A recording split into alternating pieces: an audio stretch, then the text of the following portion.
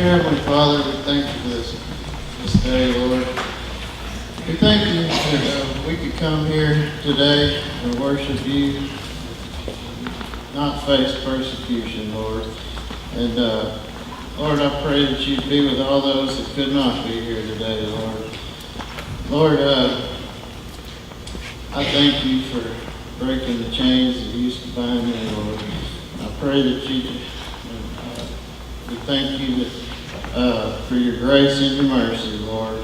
And Lord, I pray that you be with Brother David today as he leads your message. Most importantly, Lord, I pray that if there's anyone here today that does not know you, I pray that you just give them the courage to take one step into the aisle. I know you'll carry the rest of the way, Lord. Lord, I pray that you'll just give us the strength, the courage, and the wisdom to do your will. In Jesus' name, amen.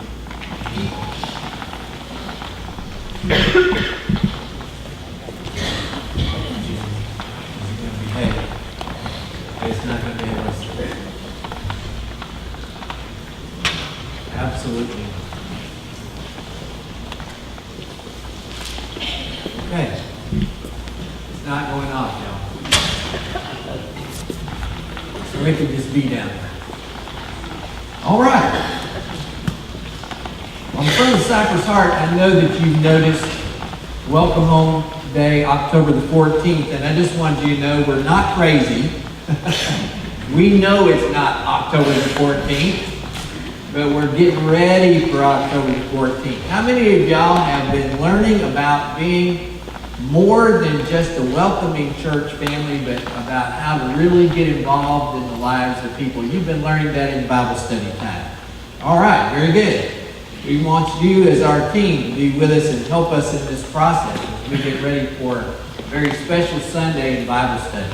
Also, we'll remind our members of our church council that our September church council meeting is this afternoon at 4. Okay. Some of you may not be familiar with what's on the screen up there if you don't know about whiteout. I don't know if anybody uses whiteout anymore. I still have to use it on some documents from time to time. But that's what that little stick and sponge is whiteout. Is there anybody here that did not know what whiteout is? You have no idea what I'm talking about. Okay, good. Our sin, according to the quote-unquote gospel of Isaiah, can be just erased by God, but how? And that's one of the things we want to see and why it is so important. So, in Isaiah chapter 1, you're going to see, and you can just read that Isaiah found himself living in a time when the northern kingdom of Israel had gone so far into idolatry and so far away from God. They were already facing times of deportation by captivity and all of that. They hadn't completely fallen as a nation, but Isaiah is in the southern kingdom. He's in Judah. And so as this time is going on, Isaiah is there while Uzziah and Jotham and Ahaz and Hezekiah are kings of Judah. And some of those are good kings.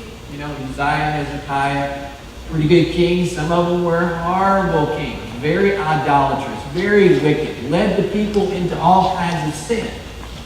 Well, Isaiah is living in that lifetime. He is probably preached longer than any of the other Old Testament prophets. In fact, that's why you'll find him first of the major prophets.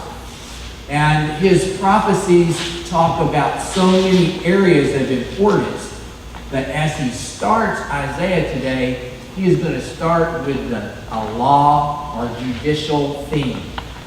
He's going to have God, and of course this is the Spirit of God giving to him this by inspiration. God is going to come to his people and he's going to talk to them as if he was bringing a case, a lawsuit, if you please, against the people. And so as you look at that material in verse 2 that you see on the screen, go back, verse 2, can we go back? There it is. Listen, O heavens, and hear, O earth. He's got his witnesses. He just turned the jury. And so who's the jury? All the heavens and everybody in the world. Wow, what a jury. Nobody got out of jury duty that day. Right? Everybody's in. For the Lord speaks, and here's this word. Sons, I have reared and brought up, but they have revolted against me. Now he's referring to his people, both the northern and southern kingdom, both Israel and Judah. In verse 3, he says, here's my problem. An ox, just a dumb old ox, is smart enough to know its owner. And a donkey, as belligerent as they are, knows its master's manger. It knows where to go eat and spend the night, right? But Israel does not know. My people do not understand. The implication is they don't realize everything I'm doing to take care of them, to make sure that they're cared for. Alas, sinful generation, people weighed down with iniquity, offspring of evildoers, sons who act corruptly.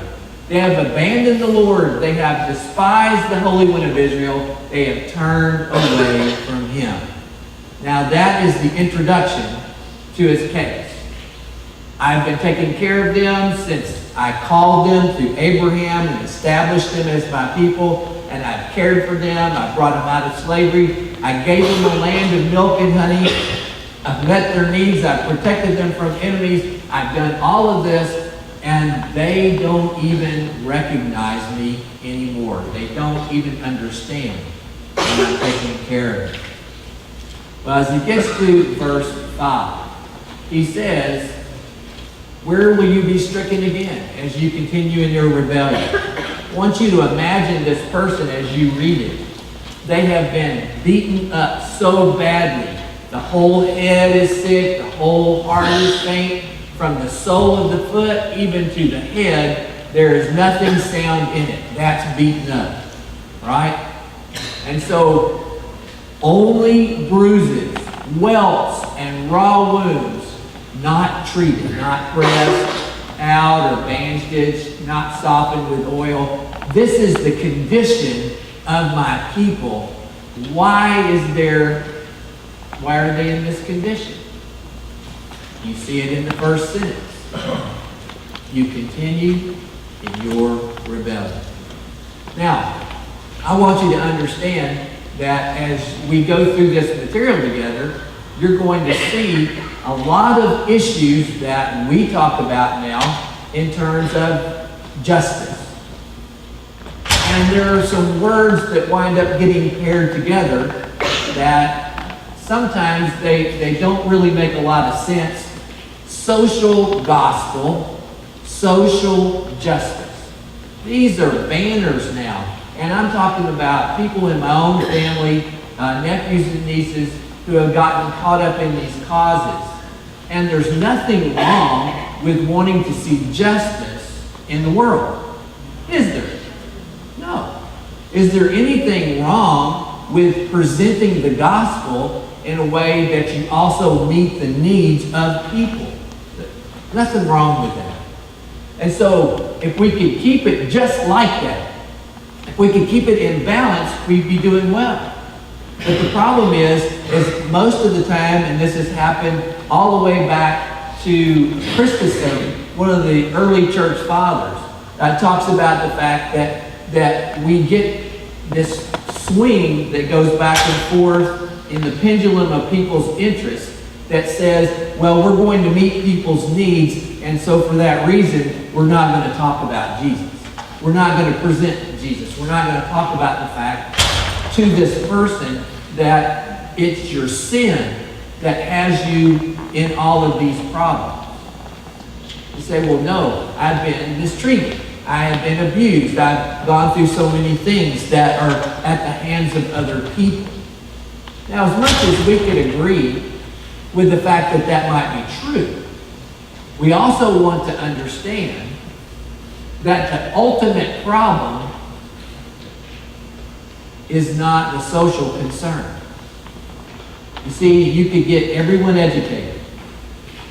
You can have everyone living in suitable housing, eating appropriate diets, having an appropriate a kind of income to be able to meet all their needs. They could have health care, they could have child care, they could have everything that you would want to hope to have on a social level and spend eternity separated from God in hell.